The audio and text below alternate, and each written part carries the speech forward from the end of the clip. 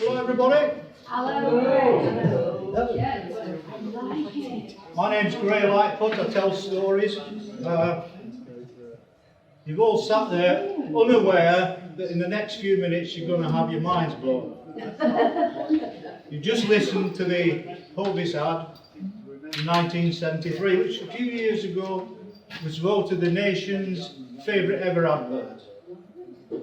It was once the inspiration for Chelsea fans to wear a flat cap whenever visiting northern football grounds. They'd have an HOVIS loaf underneath their arms, and then they'd throw them at the rivals. But I'm now going to reveal to you something that might surprise you. And it's no, I wasn't the boy on the bike. It's going to make you question your powers of perception, the Pavlovian slave of advertising. Whenever you see that ad, hear that music, you think north of England, don't you? Yeah? Well, you're about to see it's all been a hollow sham. I'm going to deconstruct the advert line by line and we'll see where that takes us.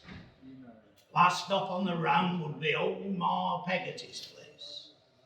Well, before I start, there's a grammatical point to be made here.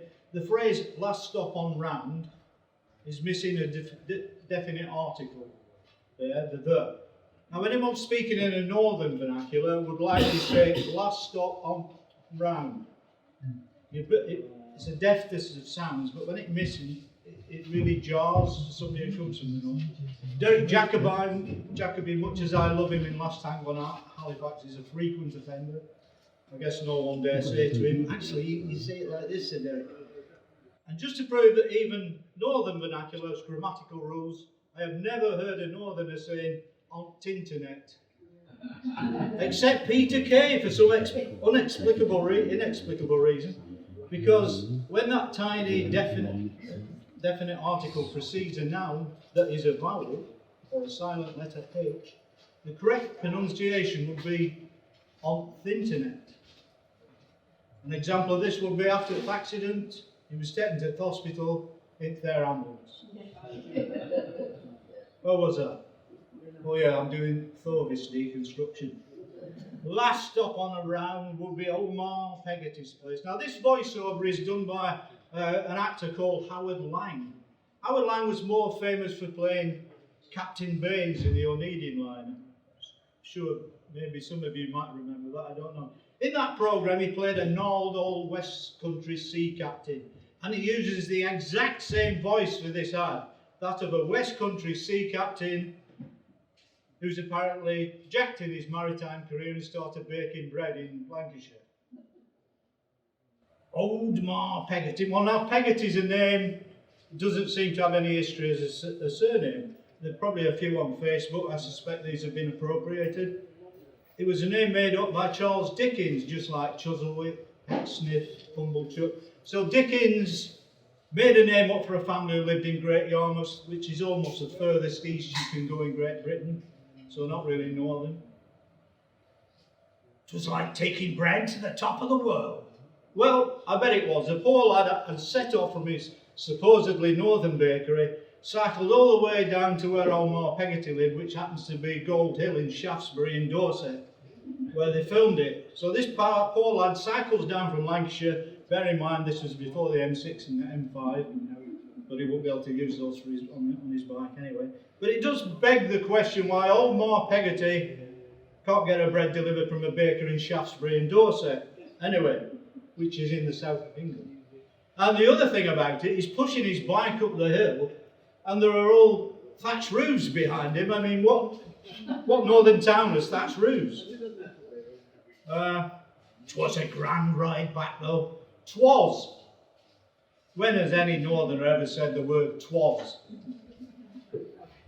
I knew baker would have kettle on and hot doorsteps of HOVIS waiting. There's wheat germ in that loaf and say, get it inside you, boy, and you'll be going up the hill as fast as you come down. The boy on the bike was Carl Barlow. He was born in Stratford, East London. Well within the sound of Bow Bells. Definitely more an East Ender than a Corrie boy.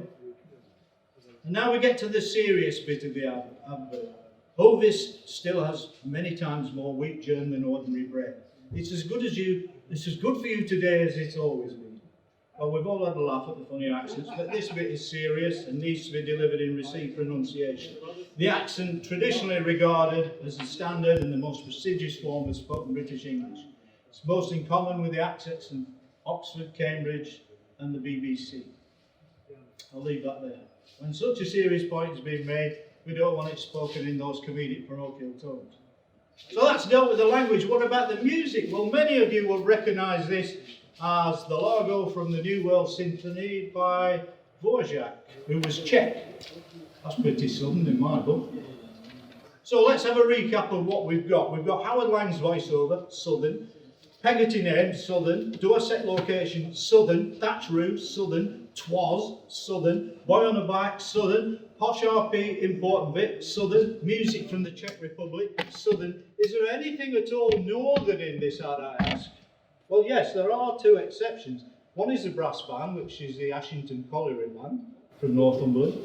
And the other is a director. Yes, the director of this ad was from the north of England. South Shields in County Durham, as it happens. I've not heard of him.